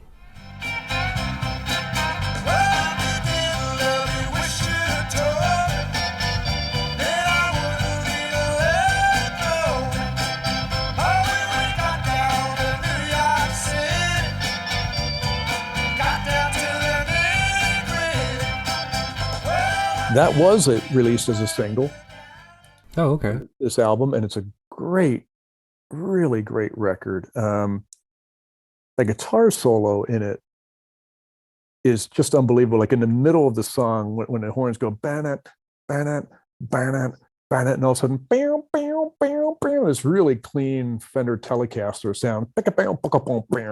Doug just really hitting those strings hard and bending the notes and getting a twang out of it. That's a huge influence on my guitar playing.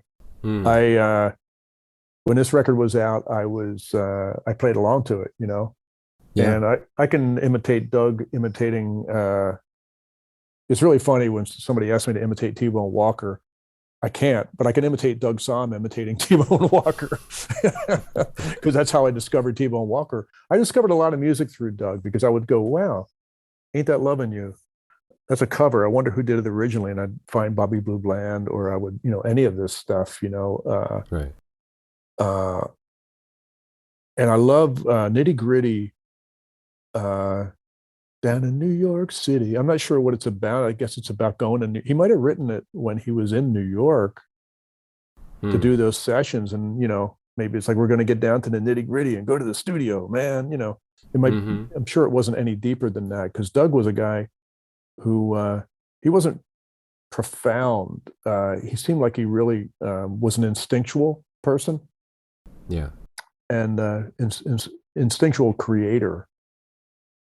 And he had a little bit of that hippie element, like, hey, man, let's just let it all hang out. Oh yeah. Yeah. And Nitty Gritty kind of, I think it was a good choice as a single now that I think about it, because it also has that Mexican feel to it, Yeah. with It the still has a horns. little bit of it. Has a little bit of And it. That's fun. he's playing Bajo Sexto. Boy, I've listened to this record a lot of times because I can replay every note in my mind. Wow. Yeah. Okay. So I feel like the nitty gritty in this song is kind of like Doug speaking kind of about his own style to a degree. Like so there's a line in the song, right? Um, well, and then I'm paraphrasing this because it's not accurate. But well, the movie star from the city, he took away my nitty gritty. Yeah, And like it sounds like he's kind of longing to be back home, and like his style of like music and the way he performs and all, like his being is nitty gritty. It's down and dirty. that's possible. It could be the opposite of what I was saying, where he was missing Texas while he was in New York City. You know, Right. and Yeah. maybe he felt that, like, going back to Texas was getting back to the nitty gritty. Um, Yeah. yeah, I Yeah. mean, I never, it's one of those things. It's weird because I'm a real lyric fanatic, but when it comes to Doug, I'm not, Well, yeah. because He's the music and his voice, his ability to sing. He literally could sing the phone book, and I would buy it. yeah. Uh, you know, Right. uh, Well, you know, we'll see, so I think that it's true. I think this is kind of like a tribute to Texas. I mean, he did that often, obviously, throughout his career. But I think that this is just one of those things. The nitty gritty is essentially his style, and it's stymied in where he grew up, and Texas in general. that's probably a more accurate take on it than mine. Yeah. Well, hey, it's all up to interpretation. That's just what I pulled out of it. But could you name anything that was an influence on your style, musically or otherwise, that was acquired from where you grew up? Oh, definitely doo-wop, big time, Oh yeah. big time. Growing up in Philadelphia, there was a disc jockey. He's still around, actually. Jerry Blavat, the Geeter with the heater. He was on Uh-huh. a small AM radio station in Camden, New Jersey, right near me. I could actually see he was at the top of City Hall. The radio station was owned by the city, and it was on the top floor of City Hall in Camden, which I could see from my house when I was Hmm. growing up. And he was up there every night playing really obscure, his own record collection of really obscure doo-wop, rhythm and blues vocal groups, and taking requests and dedications. And I would listen to him every night. And Patti Smith is a huge Geeter fan too. She's spoken about him in the past. Oh Daryl yeah. Hall talks about him. Anybody who grew up in the Philly area during that time, Todd Yeah. Rundgren talks about the Geeter. Oh okay.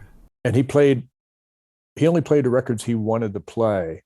He bought airtime so he didn't have to play what anyone told him to play. And then he would Hmm. sell advertising during his airtime. He was like the inventor of the infomercial in some ways. Huh. and Okay.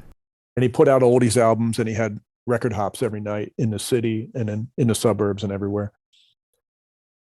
And everything that when I first started playing music, as a musician, playing dances, like I was telling you earlier, that the old style was still popular when I first began playing, starting out as a drummer and then eventually moving on to guitar and singing. When I played high school dances and battle of the bands and everything, the best way to win the audience over was to play like oldies. You get a nickel, I'll get a dime. We'll go out and buy some wine, drinking wine. That kind of stuff. And the Hmm. Geeter played that stuff on his show every night. And the first time I ever played guitar in public, I played a song called Sheba by Johnny and the Hurricanes. And okay, this was like 1970, and I'm playing a song from 1959. And the reason is that the Geeter played that song every night on the radio, and everybody in my neighborhood knew it. So if I played Sheba, I had a chance of getting a better reaction than if I played something by Crosby, Stills and Nash, you know. And so I'm definitely similar to Doug in that sense, that being on stage at an early age and getting the reaction and getting people dancing was the beginning of my career as a musician, really. Yeah, interesting.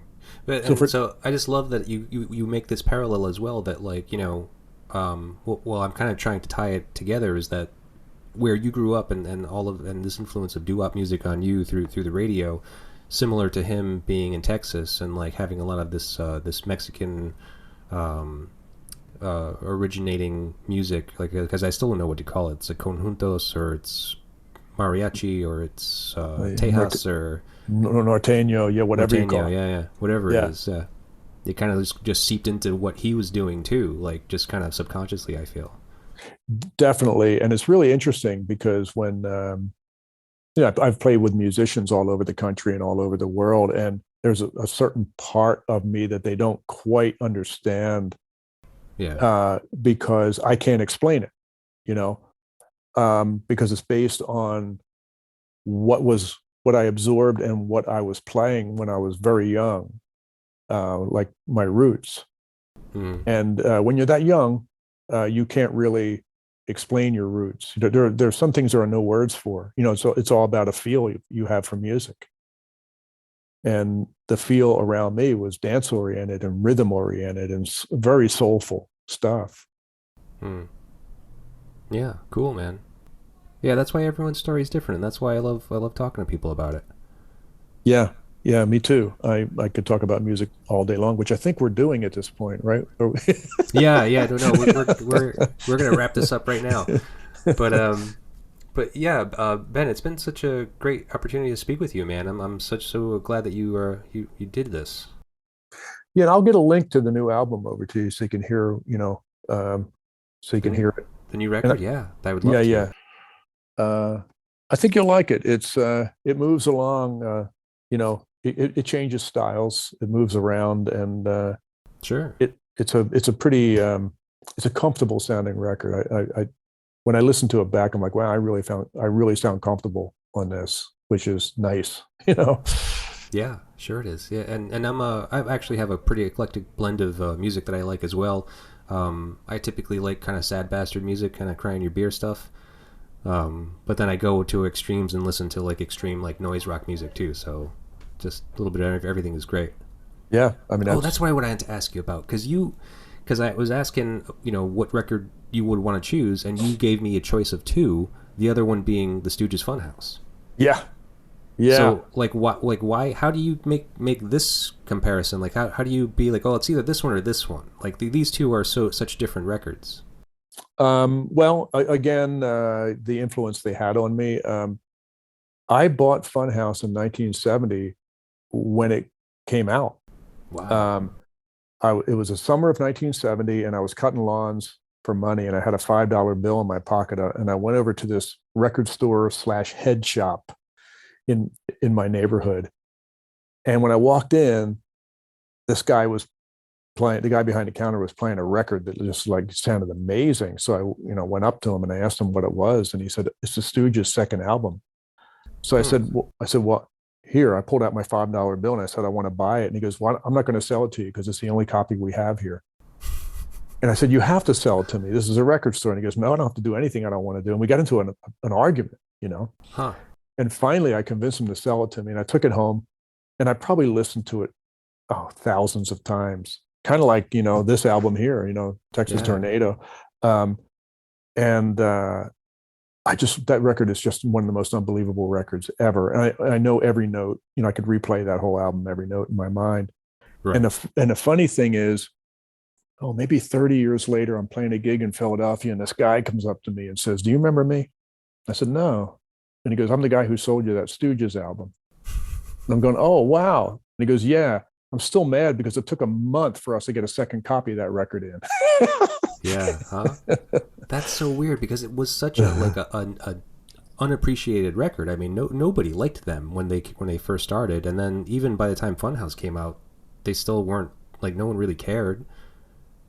And they could hardly even tour because they were falling apart as a band. Right, You know? and it was such weird music. Like everyone that I've from the people that I've spoken with, that record gets brought up a lot, but it's just it's just a testament to that record and like how important it is to people. But I think it's funny because what I know about you and your background in music, I'm just like that's not the record I would have assumed. Kind of came around and like blew your mind. Yeah, it has soul to it, and it's also a live in the studio performance. There's no production on that record, Right. Yeah. Iggy's singing through a PA system in the same room with the band, and he's dancing around and they're just doing their show, Right. Yeah. I don't know what it is. I'm a big fan of garage rock and Paul Revere and the Raiders and, the Kinks and all that. And it wasn't that different to me. It was a louder version of the Kinks, riff rock, Right. Right. and a guy who I preferred over Jim Morrison. Jim Morrison seemed pretentious to me, but Iggy didn't, Oh yeah. but the same kind of thing, like, whoa, that kind of crazy, Yeah, actually, Jim Morrison being an influence on Iggy, actually. Oh, huge influence. Yeah. Yeah, yeah. But Iggy was better, and Iggy had a sense of humor about himself. That's what I liked about it. Okay. The minute I heard it, I just, that record is unbelievable, like Radar Eyes. I'm not Radar Eyes, TVI. And Loose. Twat Vibe Eye. That's what I've learned. It's about. Yeah, exactly, exactly. Really, really great record. And certain things hit you, and again, like I punk rock didn't exist yet, so I didn't know what I was hearing. And even heavy metal didn't even exist yet as a genre. That term was not used yet, Right. in 1970. So that record just sounded like if you took the Seeds or the Kingsmen and put them through bigger amps and had a crazier singer. Or Surfing Bird by the Trashmen was my favorite 45, when I was a kid. Oh yeah, that's pretty wild. So it wasn't that much of a leap, Weird, so weird, but amazing. Yeah. And it's nice to know that you like that record, and maybe one day we can meet and talk about it. Yeah, I would love that. Yeah, man.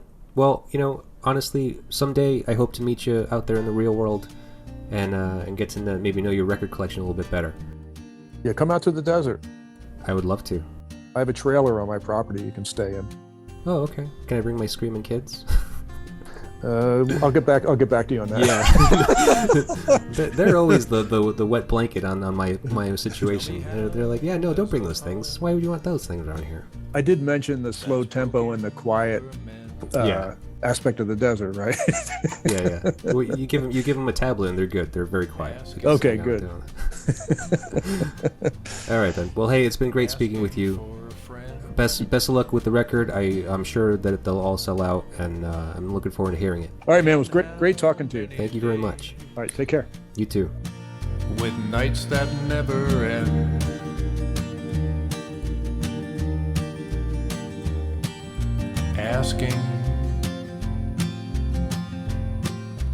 Asking for a friend. Vinyl and Vision is a Psychic Static production. Theme song written and performed by Jeff Robbins of Asking 123 for Astronaut. a friend whose heart's in trouble again. I wouldn't know about such things.